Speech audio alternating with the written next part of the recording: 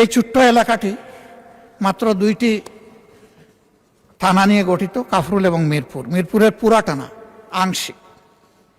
এই জায়গাটির মধ্যে কিছু অবকাঠামোগত সমস্যা আমাদের রয়েছে, সেগুলোর দিকে একটু নজর দেওয়ার জন্য আমি সংশ্লিষ্ট মন্ত্রণালয়ের সম্মানিত মন্ত্রীবর্গকে আহ্বান জানাবো, অনুরোধ জানাবো। ইব্রাহিমপুর বাজার এলাকার যানজট নিরসনে মাস্টার প্ল্যান অনুযায়ী 100 ফুট রাস্তা বাস্তবায়ন এবং উত্তর কাফরুলের 350 মিটার দৈর্ঘ্য সরু রাস্তাটি প্রশস্তকরণ জরুরি। প্রথমটা একটা মাস্টার প্ল্যান আগে থেকে আছে, এখন এটা বাস্তবায়ন হওয়া দরকার। এই এলাকায় প্রায় যানজট লেগে থাকে, অসহনীয় যানজট। সেই জায়গাটার দিকে আমি দৃষ্টি আকর্ষণ করলাম। 4 নম্বর ওয়ার্ডের সরকারবাড়ি মোড় থেকে পলাশনগর এবং 13 নম্বর ওয়ার্ডের বড়বাগ থেকে পূর্ব মণিপুর পর্যন্ত অত্যন্ত জরাজীর্ণ রাস্তাগুলোর দ্রুত সংস্কার। বছরের পর বছর ভাঙ্গা চূড়া পড়ে আছে। এখানকার কন্ট্রাক্টর নাকি পালিয়ে গেছে, তো এখন কন্ট্রাক্টর আবার ফিরে এসে যতক্ষণ পর্যন্ত ওই ফ্যাসিস্টরা ধরা না দিবে ততক্ষণ পর্যন্ত কি মানুষগুলোকে এই যন্ত্রণা ভোগ করতে হবে? মাননীয় স্পিকার, এর তো একটা সমাধান হওয়া দরকার। এই জন্যে আমি মাননীয় স্থানীয় সরকার মন্ত্রণালয়ের সম্মানিত মন্ত্রীকে আমি অনুরোধ করব, তিনি সদয় দৃষ্টি দিবেন। ইব্রাহিমপুর এবং উত্তর কাফরুলের রাস্তার মাঝখানে অবস্থিত বিদ্যুতের খুঁটিগুলো জরুরি ভিত্তিতে সরানো দরকার। এর মাঝে বহু অ্যাক্সিডেন্টও হয়েছে এগুলোকে কেন্দ্র করে। এবং রাস্তা এত সরু, তার মাঝখানে আবার ইলেকট্রিক লাইট পোস্ট, এটা একেবারেই সময়ের দাবি হয়ে দাঁড়িয়েছে। মিরপুর 10 থেকে আগারগা পর্যন্ত জলাবদ্ধতা দূর করতে এখানে বগালে খালের অবৈধ দখল উচ্ছেদ এবং গভীরতা বৃদ্ধি করা একান্ত প্রয়োজন। মণিপুর ও শেওড়াপাড়া এলাকার পুরাতন ও সরু সুয়ারেজ পাইপ পরিবর্তন করে বড় মাপের বা ব্যাসের পাইপ সেখানে স্থাপন করা অতি জরুরি। এখন বর্ষা হলে ওই 52 ইঞ্চি বর্ষার কোনো দরকার পড়ে না, বৃষ্টির দরকার পড়ে না। সামান্য বর্ষা হলেই সেখানে ফ্লাড শুরু হয়েছে। এই জন্য বলছিলাম যে এটা ছিটমহল কিনা আল্লাহই ভালো জানে।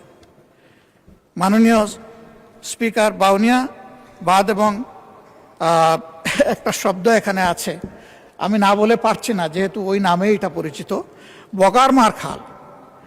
সেই খালের পর নির্মিত নিচু কালভার্টগুলো পানির স্বাভাবিক প্রবাহে বাধা দিচ্ছে, এগুলো পুনর্নির্মাণ একান্ত প্রয়োজন।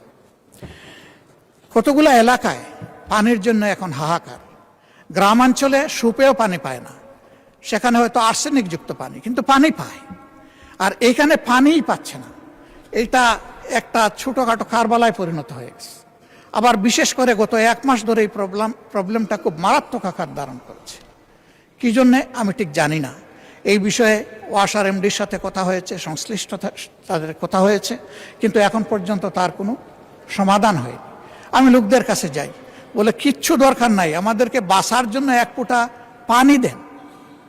মাননীয় স্পিকার, আমি অত্যন্ত বিনয়ের সাথে অনুরোধ করব যে এই যে এলাকাগুলোয় পানির জন্য লোকেরা হাহাকার করছে, আমি এই নামগুলো অনেক দীর্ঘ, আমি এখানে পড়ে আপনার সময় নষ্ট করছি না, এগুলা সবাই জানে। আমি শুধু অনুরোধ করব যে এই পরিত্যক্ত এলাকাটাকে একটু শনাক্ত করে যেন তার প্রতি সঠিক মনোযোগ দেওয়া হয়। আইন শৃঙ্খলা এবং সামাজিক সুরক্ষার ক্ষেত্রে সব জায়গায় যে প্রবলেম, এখানেও সেই একই প্রবলেম, মদ, মাদকতা, কিশোর গ্যাং। এর সাথে সারা দেশের মতো এখানেই সীমাহীন, বলগাহীন, লাগামহীন চাঁদাবাজি।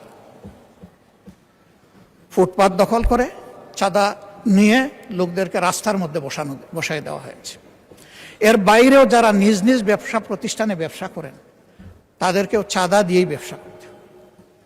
5 আগস্টের পর আমরা কি এমন একটা বাংলাদেশ চেয়েছি? মাননীয় স্পিকার, কে চাঁদাবাজ? আমি এটা শুনতে চাই না। চাঁদাবাজ আমি হলেও আমারও হাতে হ্যান্ডকাপ পরানো হোক। চাঁদাবাজ কোনো দলের হতে পারে না, এরা দলের নাম ভাঙানো বর্ণচূড়া। এদেরকে শনাক্ত করে এই সংসদ থেকে আমরা শপথ নেই যে এই চাঁদাবাজদেরকে যে কোনো মূল্যে বাংলাদেশ থেকে নির্মূল করব ইনশাআল্লাহ।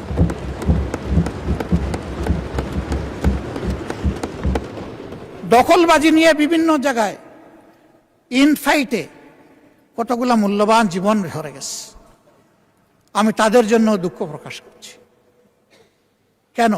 তারা তো এদেশেরই সন্তান, এইভাবেই মরতে হবে কেন? হালাল রুজির পথ ৯৯ ভাগ মানুষের জন্য থাকলে এই 1% মানুষের হাতে কেন ৯৯ ভাগ মানুষ জিম্মি হবে?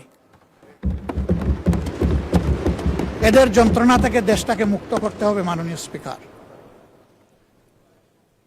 আইন শৃঙ্খলা পরিস্থিতির অবনতি উন্নতি আমি এগুলো বুঝি না। যে সরকার আসে আইসেই বলে যে আগের চেয়ে এখন অবস্থা ভালো। এই আগটা কি সেটাও বুঝি না। আমি এই আগ পাস কিছুই শোনার পক্ষপাতী নই। আমি শোনার পক্ষে আমাদের বর্তমানটা কি। এই বর্তমানে আমরা একটা নিরাপদ বাংলাদেশে বসবাস করতে চাই। মাননীয় স্পিকার, আমি মাননীয় স্বরাষ্ট্রমন্ত্রীকে অনুরোধ করব, বাংলাদেশের সকল জায়গার আইন শৃঙ্খলা পরিস্থিতি একই ধরনের নয়, কিন্তু যে জায়গাটা বেশি ঝুঁকিপূর্ণ, বেশি ভালনারেবল, সেই জায়গায় যেন অগ্রাধিকারের ভিত্তিতে আগেই নজর দেওয়া হয়। এর সাথে আমাদের শিক্ষাঙ্গনগুলোকে সকল ধরনের সন্ত্রাস মুক্ত যেন রাখার পর্যাপ্ত ব্যবস্থা করা হয়। আমরা আর দেখতে চাই না যে দলেরই হোক দায়ের কূপে কিংবা আগ্নেয়াস্ত্রের বুলেট তার জীবন নিয়ে গেছে, এটা দেখতে চাই না।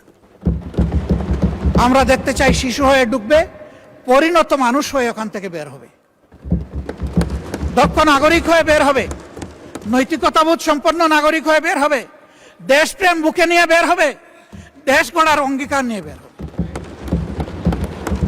আমরা সেই শিক্ষা প্রতিষ্ঠানটা দেখতে চাই।